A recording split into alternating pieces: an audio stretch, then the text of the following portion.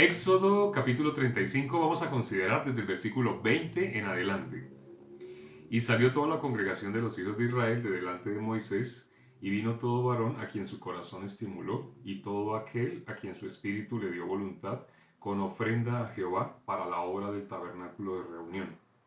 Y para toda su obra, y para las sagradas vestiduras. Vinieron así hombres como mujeres, todos los voluntarios de corazón, y trajeron cadenas y zarcillos, anillos y brazaletes y toda clase de joyas de oro, y todo presentaba, y todos presentaban ofrenda de oro a Jehová.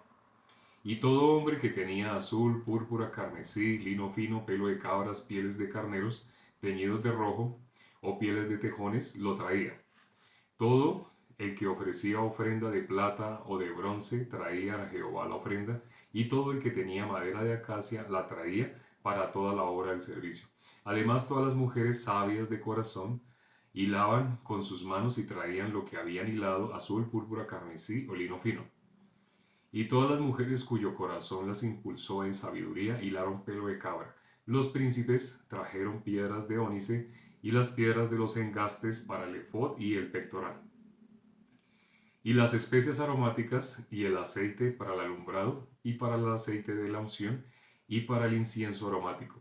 Y de los hijos de Israel así, hombres como mujeres, todos los que tuvieron corazón voluntario para traer para toda la obra de Jehová, que Jehová había mandado por medio de Moisés que hiciesen, trajeron ofrenda voluntaria a Jehová.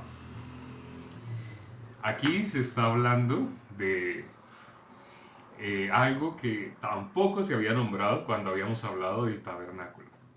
Bueno, no sé si se dieron cuenta, se nombra de dónde salió todo el oro. Aquí ya aparece, trajeron toda ofrenda de oro.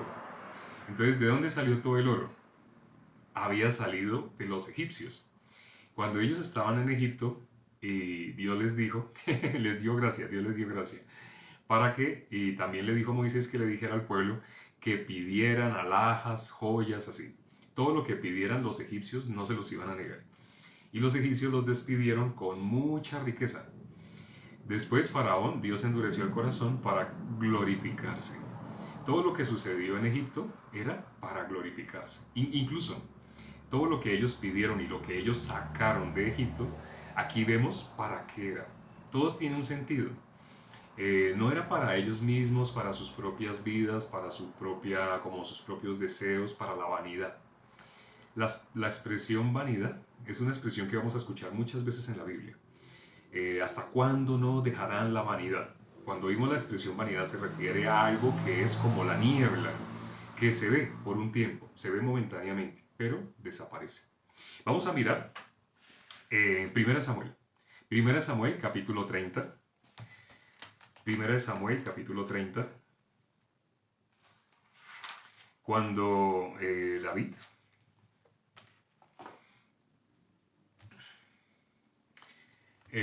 David y los 600 hombres que estaban con David, ellos estaban en Ziklag, pero llegaron los amalecitas.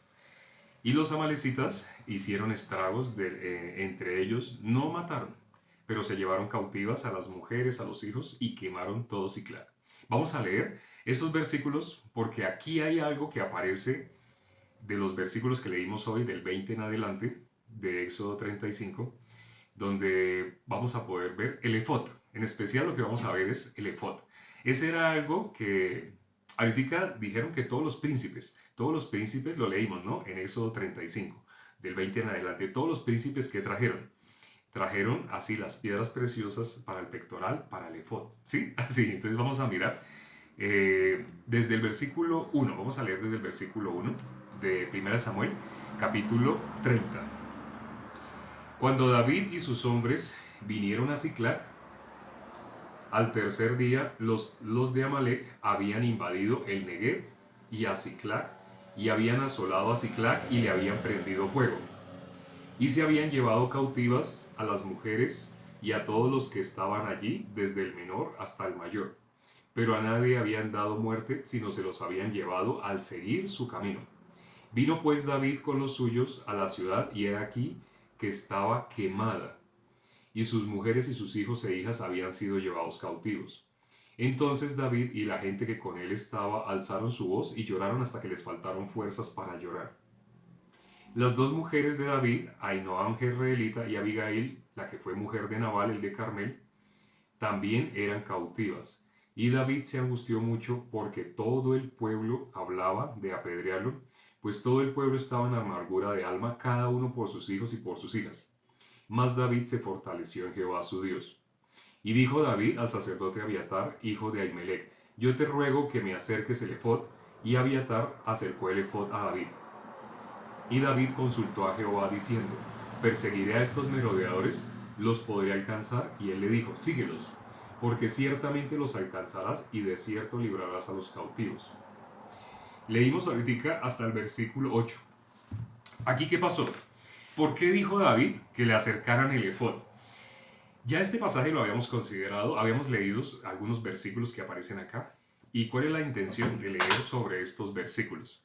Más que todo, para ver qué es lo que hizo David con el efod. Ahorita nosotros habíamos leído Éxodo, en Éxodo 35, los últimos versículos, leímos sobre lo que hicieron los príncipes. Dice el versículo 27. Los príncipes trajeron piedras de ónice y las piedras y los engastes para el efod y el pectoral. Aquí se nombra el efod y el pectoral. Aquí también se está nombrando el efod. Pero no sé si ustedes se dieron cuenta de una peculiaridad. Ahora que leímos lo que hizo David cuando pidió el efod, ¿qué es lo que David quería hacer? ¿Sí se dieron cuenta qué fue lo que David quería hacer cuando dijo tráiganme el efod? Tráiganme el efod. ¿Qué es lo que David estaba esperando? ¿Qué es lo que David estaba esperando cuando pidió que le trajeran el efod? ¿Qué quería hacer él? Vamos a leerlo. Dice acá el versículo, antes, el versículo 6. Tenemos que volver a leer el versículo 6, sobre todo la parte final, para que se entienda por qué David pidió que le trajeran el efod. Dice el versículo 6, y David se angustió mucho, porque el pueblo hablaba de apedrearlo, pues todo el pueblo estaba en amargura de alma, cada uno por sus hijos y por sus hijas. Mas David se fortaleció en Jehová, su Dios. Y dijo David al sacerdote Abiatar, hijo de Ahimelech, yo te ruego que me acerques el efod. Y Abiatar acercó el efod a David, y David consultó a Jehová. ¿Para qué pidió el efod? Para consultar a Dios. Pidió el efod para consultar a Dios. Vimos en el versículo 27, todos los príncipes trajeron las piedras preciosas para el efod, para el pectoral. Pero entonces aquí, David, ¿qué está pidiendo? El efod. ¿Por qué? ¿Qué es lo que quería que vieran en el versículo anterior, el versículo 6? En el versículo 6 dice, la parte final. Bueno, todo el versículo 6. El versículo 6 dice al principio que David estaba angustiado en extremo. ¿Por qué? Porque todo el pueblo hablaba de apedrearlo. Curiosamente, ¿quién era todo el pueblo que quería apedrearlo? Él tenía 600 hombres. Realmente esos hombres que salieron con David, cuando llegaron, ¿qué encontraron? No sé si ustedes sabían también la ascendencia de dónde vienen estos hombres. Eran lo desechado de la sociedad. Entonces ellos eran los que seguían a David, lo vil y menospreciado. Pero bueno, estos hombres cuando llegaron no encontraron a sus esposas, no encontraron a sus hijos. Y ellos estaban muy en amargura. ¿Y qué hace el ser humano normalmente cuando tiene una carga o un peso muy fuerte? Lo primero que tiende a hacer es buscar culpables. Es lo normal. Lo primero que tiende a hacer el ser humano es buscar culpables. Aquí dice que cada uno estaba en amargura por sus hijos, por sus esposas, por sus hijas. Estaban en amargura, pero automáticamente ¿qué querían hacer? Querían matar a David, querían apedrear a David. Sí. David, ¿qué hizo? Dice, mas David se fortaleció en Jehová su Dios. Aquí está un secreto espiritual, en este versículo 6, en la parte final. Mas David, ¿qué hizo? Se fortaleció en Jehová su Dios. ¿Qué hizo David después? ¿Qué hizo David? ¿Cómo se fortaleció en Dios? ¿Cómo es que una persona se fortalece en Dios? Porque podemos escuchar esa expresión y ¡ay, bonito! David se fortaleció en Dios. ¿Cómo se fortalece una persona en Dios? Tú has tenido dificultades, muy probablemente has tenido problemas. Has tenido cosas que te han puesto en amargura de alma. El versículo corto que hicimos hoy para TikTok, precisamente, fue hecha sobre Jehová tu carga. Y como lo dice en el Nuevo Testamento, como lo dijo nuestro Señor Jesucristo, venid a mí todos los que estéis trabajados y cargados, y yo os haré descansar. Entonces, ¿cómo una persona se fortalece en Dios? ¿Cómo lo hizo David? Consultó a Jehová, buscó respuesta en Dios. Por eso dijo que le trajeran el efod. Le trajeron el efod, él quería consultar con Dios. ¿Quién se ponía el efod? Los sacerdotes, ¿sí? ¿Para qué? Para consultar con Dios. Sobre las vestimentas del tabernáculo, inevitablemente vamos a tener que hablar también mucho más tendido. Pero por ahora quiero que vean ese corazón de Dios, el corazón de David. ¿Y por qué fortalecerse en Dios es consultar a Dios? Lo que hizo David acá fue efectivamente buscar respuesta. Él no se quedó con su punto de vista. Los que se quedaron con su punto de vista, ¿cómo estaban? Angustiados, y estaban angustiados en extremo. Cada uno por sus hijos, por sus hijas, por su esposa. Pero David no. A pesar de que también, sí, también había perdido, pero David se fortaleció en Jehová su Dios. No sé si notan una diferencia entre todo el pueblo que estaba con David y David. A pesar de que el pueblo de David tenía la condición para hallar la gracia. Porque la condición para hallar la gracia, lo que está en 1 Corintios capítulo 1 del versículo 27 al 29, Dios a quién mira, Dios a quién usa, Dios en quién se fija, en lo vil y menospreciado del mundo. Dios no se fija como en lo alabado del mundo, no. Se fija en lo vil y menospreciado del mundo. Curiosamente, nuestro Señor Jesucristo, ¿por quién vino? ¿Por justos o por pecadores? Por pecadores. Él no vino por justos. En las 99, la historia de las 99 ovejas, Lucas 15, aparecen estas 100 ovejas, de las cuales una se perdió. ¿Y qué hace nuestro Señor Jesucristo? ¿Qué hace el buen pastor? ¿Por qué oveja vino? Por la que estaba perdida. Espere, pero Jesús vino fue por los pecadores. ¿Por qué dice que Jesús busca la que estaba perdida? Porque la que estaba perdida es la que es pecadora. Ahora, los otros, cuando fueron a tirarle piedras a la mujer sorprendida en adulterio, ellos ¿cómo se veían? ¿Se veían justos o se veían pecadores? Ellos no se veían pecadores. Ellos no se veían pecadores, porque la paga del pecado es muerte. Ellos querían matarla apedreada. Pero entonces ellos, curiosamente, ¿cómo se veían justos? ¿O de qué manera se veían justos ellos? Porque ellos iban a llevar a esta mujer, que era pecadora, y cuando Jesús les hace la pregunta si ellos eran pecadores, se quedan pensando y empezaron a colocar la piedra en el suelo y se fueron a sus casas. ¿Por qué? Porque en el corazón de ellos eran justos. Por eso dice que esas 99 ovejas que no necesitan de arrepentimiento, ¿quién no necesita de arrepentimiento? ¿Quién no necesita de arrepentimiento? Hay personas que han confundido ese versículo y lo han leído como esas 99 ya eran salvas. Solamente había una que no era salva. No. Si miran en detalle, esos versículos están hablando, esas 99, ¿quién representan? Representan a las personas que no necesitan de arrepentimiento. Pero para que una persona sea salva, la persona necesita arrepentimiento. La persona necesita saber dónde está. El arrepentimiento involucra que la persona se dé cuenta dónde se encuentra. Pero lo que le dijo Dios a Adán, le dijo, ¿dónde estás tú? La pregunta que le hizo, ¿dónde estás tú? ¿Adán la pudo contestar? No. ¿Es sombra de hubo arrepentimiento? No. Dios le dijo, el día que comas de ese árbol ciertamente morirás. Pero Adán pudo pensar en la palabra de Dios? No. Dice que cuando él comió fueron abiertos los ojos. ¿Dios les dijo que ellos iban a saber el bien y el mal? ¿O Satanás les dijo que ellos iban a conocer el bien y el mal? Fue Satanás el que les dijo que ellos iban a saber el bien y el mal. El fruto de ese árbol se llamaba ciencia del bien y del mal. Un árbol de ciencia del bien y del mal produce ciencia del bien y del mal. Ellos comieron, pero eso no significa que ellos iban a saber el bien y el mal. Eso lo dijo no Dios, eso lo dijo Satanás. El ser humano, ¿cómo vive en modo automático? ¿Con la voz de Dios o la voz de Satanás? Cuando una persona ya sabe que está bien y que está mal, esa persona no necesita de nuestro Señor Jesucristo. No necesita de Dios. No necesita. Entonces, cuando habla de Dios, ¿en qué sentido se refiere a Dios? A alguien como la lámpara de Aladino.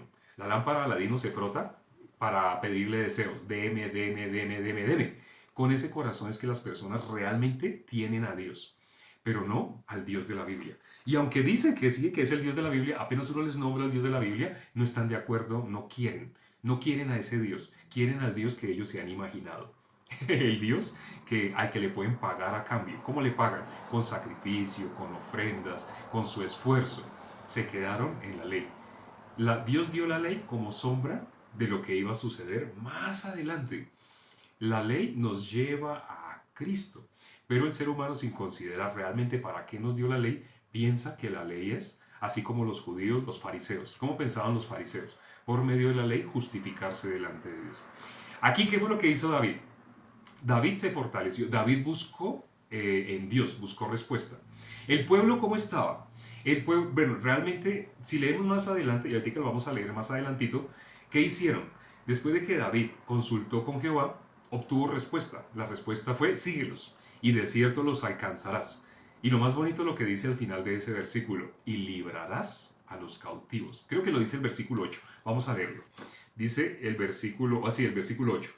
Y David consultó a Jehová diciendo, perseguiré a estos merodeadores, ¿los podré alcanzar? Y él le dijo, cuando dice, y él le dijo, ¿quién está respondiendo a David? Dios. Síguelos, porque ciertamente los alcanzarás, y de cierto librarás a los cautivos. Síguelos, ciertamente los alcanzarás, y librarás a los cautivos. Ahora, no sé si ustedes se dieron cuenta, ahora les hago la pregunta si mientras estábamos leyendo estuvieron atentos.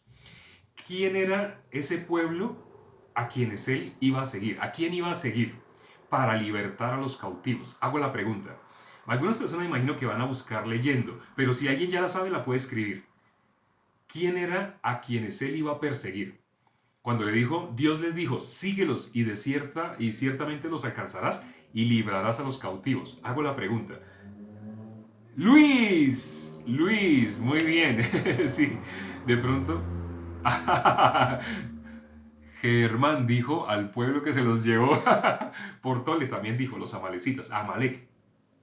Ya saben, hemos visto a través de otros pasajes que representa Amalek, el pueblo que se opone al pueblo de Dios. Es decir, ¿qué cosa se opone para que una persona pueda recibir la salvación? ¿Qué cosa es el impedimento para que una persona pueda hallar la gracia? Dios quiere que todo el mundo proceda al arrepentimiento y que todos, absolutamente todos, se salven. Que todo el mundo crea en la obra que hizo nuestro Señor Jesucristo. Solamente una persona se puede salvar por creer a la obra que hizo Dios con nuestro Señor Jesucristo. ¿Cómo una persona, qué cosa se opone? ¿Cómo una persona no puede llegar a la gracia? ¿Cuál es el impedimento? ¿Cuál es ese impedimento? Amalek. ¿Qué representa Amalek? Amalek, ¿qué representa? Ahora hago esta pregunta.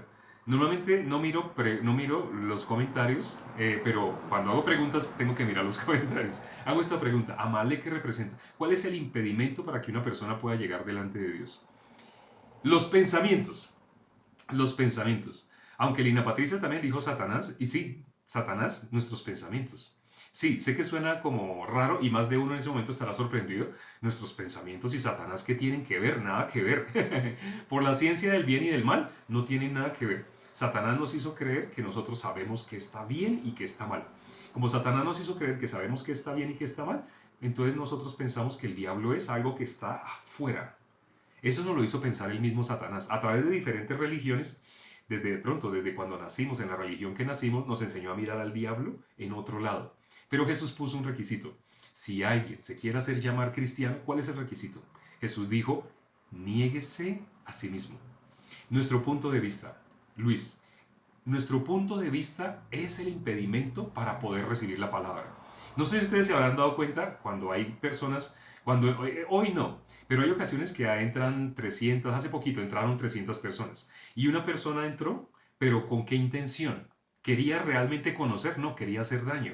Inclusive hizo una pregunta que alguien le contestó y esa persona después al final manifestó, pero todo el tiempo estuvo con una intención. Decir, ustedes están equivocados. Ustedes no enseñan lo que enseñan las demás iglesias. Ustedes lo que están enseñando, así es un camino que es loco. De ninguna manera alguien puede ser salvo así como ustedes están enseñando.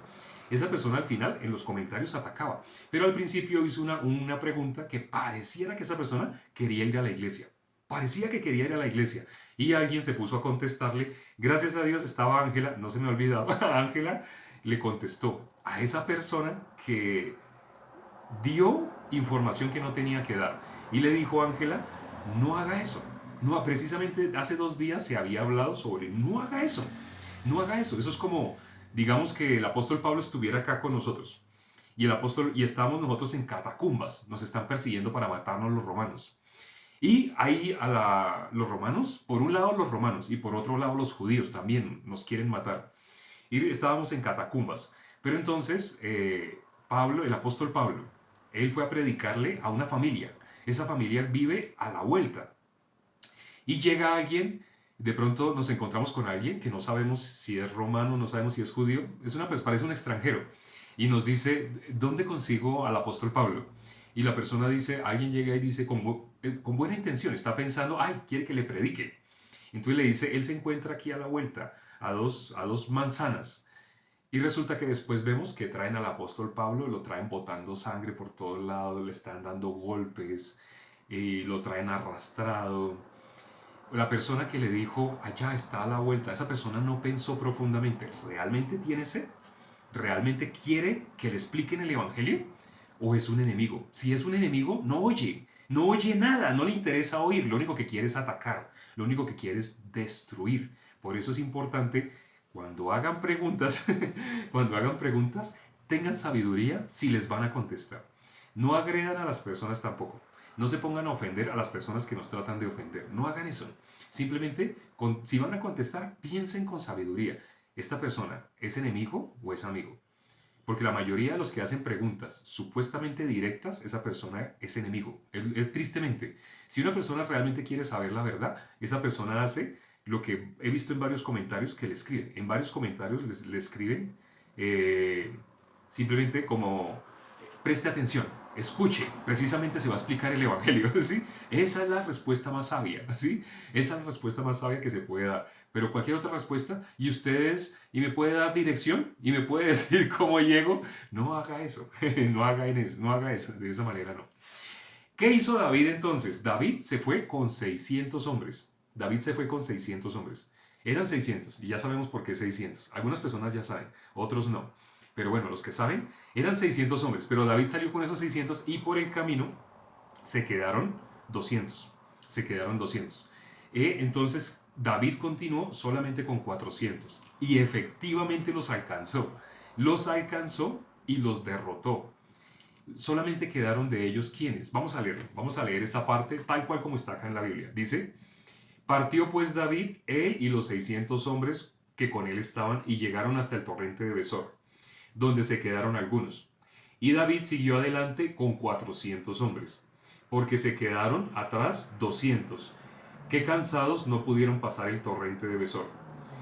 Y hallaron en el campo a un hombre egipcio, el cual trajeron a David y le dieron pan y comió y le dieron a beber agua. Le dieron también un pedazo de masa de higos secos y 2 racimos de pasas. Y luego que comió, volvió en él su espíritu, pero no había comido ni bebido agua en 3 días y 3 noches. También algunas personas ya saben por qué dicen 3 días y 3 noches. Y le dijo David, ¿de quién eres tú? ¿Y de dónde eres? Y respondió el joven egipcio, yo soy siervo de una malecita. Y me dejó mi amo hoy hace 3 días porque estaba yo enfermo. Pues hicimos una incursión a la parte del Negev, que es de los cereteos, y de Judá, y al Negev de Caleb, y pusimos fuego a Siclag. Hasta este momento, David y los que con él estaban no sabían realmente quién los había atacado. Solamente cómo los llamaban, los merodeadores. Perseguiré a estos merodeadores, los alcanzaré. Pero acá, cuando se encontraron a la malecita, ellos estaban en guerra, ellos estaban persiguiendo a los merodeadores, pero no sabían quiénes eran. Pero cuando llegan acá, resulta que se encuentran a un egipcio, y ese egipcio estaba muy débil, así estaba que se caía, y se lo llevaron a David, le dieron de comer, le dieron de beber, y wow, 3 días llevaba él sin comer, 3 días y 3 noches, sin comer, sin beber. Pero cuando él revivió, ya sabemos a qué se refiere. Hay personas que entienden este lenguaje espiritual ya.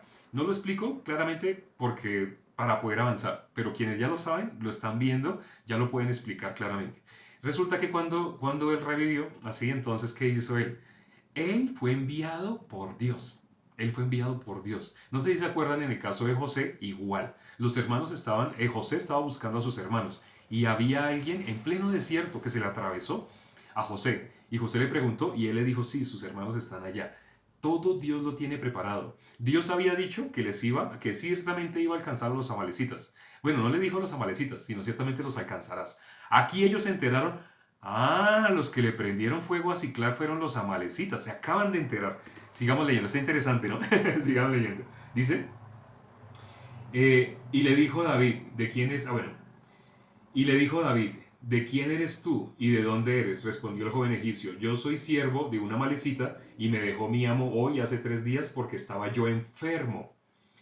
Pues hicimos una incursión del Negev a la parte del Negev que es de los hereteos y de Judá y al Negev de Caleb y pusimos fuego a Ciclag. Y le dijo David, ¿me llevarás tú a esa tropa?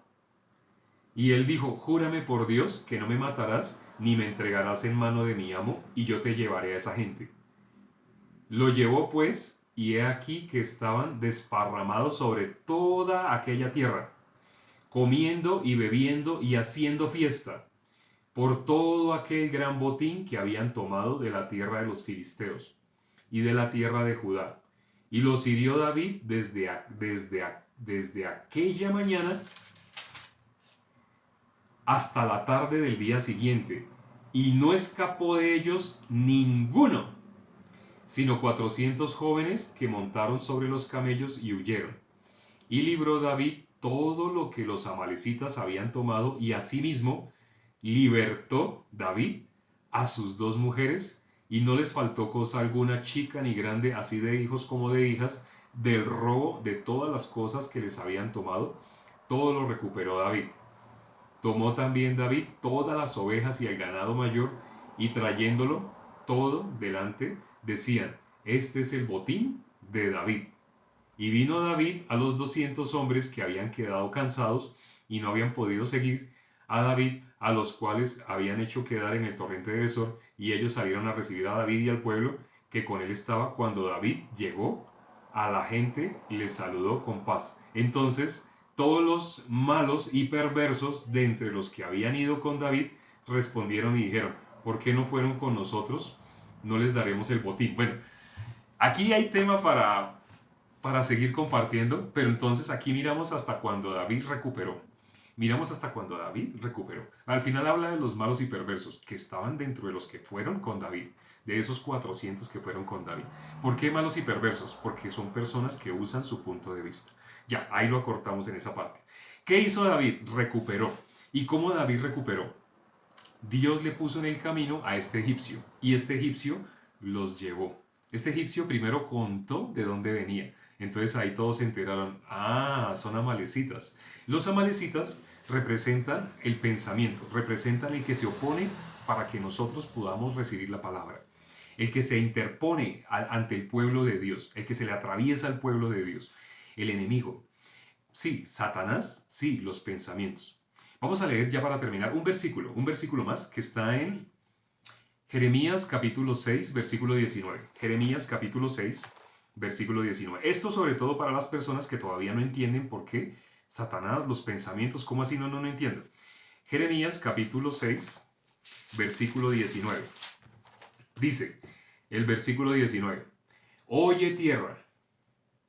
¿A quién es la tierra? Somos nosotros, ¿no? Dice, oye tierra, he aquí yo traigo mal sobre este pueblo, el fruto de sus pensamientos, porque no escucharon mis palabras y aborrecieron mi ley. Aquí dice, ¿cuál es el mal que le puede llegar al pueblo de Dios? Realmente a cualquier persona. ¿Cuál es el mal? ¿Cuál es lo peor que le puede pasar a una persona? El fruto de sus pensamientos. Sabemos quienes estuvieron atentos cuando leímos sobre 2 Samuel capítulo 11, David se quedó haciendo flojera. No aprendí esa palabra, no sabía. Se quedó haciendo flojera. Se quedó negligentemente, se quedó ¿en qué tiempo? En el tiempo que los reyes salen a la guerra. Él se quedó. ¿Y qué cosa le llegaron a David? Unos pensamientos. ¿Qué hicieron esos pensamientos? Que votara la palabra de Dios. Algunas personas piensan solamente en las maldades que hizo David. Uy, David violó, asesinó, así piensan en esas maldades. Pero ¿sabe Dios en qué se fijó? ¿Y Dios qué le dijo a David? Por cuanto tuviste en poco la palabra de Dios. Dios se fija es, presta atención a la palabra de Dios o hace otras cosas. ¿Nosotros en qué nos fijamos? Uy, un asesinato, uy, una violación. Nosotros fijamos en esas cosas. El hombre mira lo que está delante de sus ojos. Pero Dios que mira, ¿puede escuchar mi palabra? ¿Por qué Dios llama a David varón conforme a mi corazón? Entre esos 600 hombres y David, ¿cuál es la diferencia? Ambos y a todos estaban angustiados, todos. Pero David se fortaleció en Dios. ¿Cómo se fortaleció? Buscó respuesta en Dios. Buscó que Dios le indicara, le guiara qué es lo que debo hacer. Una persona mala, perversa, como lo leímos ahorita al final, ¿qué pasa con la persona mala y perversa? Se guía por su punto de vista, se guía por sus pensamientos. ¿Y qué dice en Jeremías? El mal. ¿Cuál es el mal que le puede llegar a una persona? El fruto de sus pensamientos. Cuando una persona, dice la palabra, hay del sol, cuando una persona está haciendo flojera, esa persona está sola, ¿qué cosa empieza a trabajar en él? Los pensamientos. ¿Se ven malos? No, no se ven malos. Los pensamientos no se ven malos. Como en el hijo pródigo. El hijo pródigo veía mal sus pensamientos de ninguna manera. Él veía qué hay de malo si al fin y al cabo pues esa herencia pues, va a ser mía. ¿Por qué no me la da ahora? ¿Por qué esperar tanto tiempo a que pase más tiempo? Pues ¿por qué no me la da ahora que está en vida? Cuando uno mira los argumentos del hijo pródigo pues tiene sentido. ¿Y hay algo de malo? No, no hay nada de malo. Él no está robando. Él está pidiendo la parte que le corresponde. Hasta ese momento, ¿cómo suena? Suena bien. Pero ¿a dónde lo está llevando ese pensamiento? A alejarse del Padre. Sabemos bíblicamente quién representa al Padre en la parábola del Hijo Pródigo en Lucas 15. Habla de Dios. ¿Quién es el que quiere que nosotros nos alejemos de Dios? Nuestros pensamientos. Satanás. Vamos a orar ya para terminar. Padre, gracias por este tiempo que nos has permitido para considerar tu palabra. Permite que así como David pidió el efod para consultar a Dios, ¿en qué momento lo hizo? Él lo hizo en el momento que estaba angustiado en extremo. Así como nosotros vemos en Éxodo, todos los elementos del tabernáculo, también vemos el efod, también vemos la vestidura de los sacerdotes. Todo lo que está hecho en el tabernáculo tiene una finalidad, que nosotros nos acerquemos a Dios. ¿Cuál es el mal? Estar alejados de Dios. Y precisamente nuestros pensamientos, Amalek, se oponen a qué? A que nosotros estemos con Dios. Ese enemigo, ese Amalek, debe ser totalmente destruido. Ese pensamiento de nosotros. Por eso nuestro Señor Jesucristo dijo, si alguien quiere venir en pos de mí, niéguese a sí mismo. Permite que esto quede claro en el corazón de nosotros. En la vida de creencia, lo más importante es saber dónde trabaja el enemigo y cómo trabaja el enemigo. Mientras una persona no conozca eso, fácilmente puede ser alejado de Dios. Porque el enemigo lo que quiere es que las personas no reciban la palabra. Él vino ¿para qué? Para hurtar, matar y destruir. Para eso vino Satanás, únicamente para que la palabra no se quede en el corazón de nosotros. Pero nosotros tenemos el secreto. El secreto para sobrepasar todos esos problemas es la iglesia. La iglesia junta, unida, se da fuerza para poder buscar a Dios, para poder superar esos obstáculos que el pensamiento nos da. Te pido en especial por todos los hermanos, ya hay bastantes hermanos que han recibido la salvación, y sí, ciertamente por las personas que hasta ahora están escuchando y que todavía están confundidos, para que tengan paciencia y puedan seguir escuchando. Te lo pido y he orado en el nombre de mi Señor Jesucristo. Amén.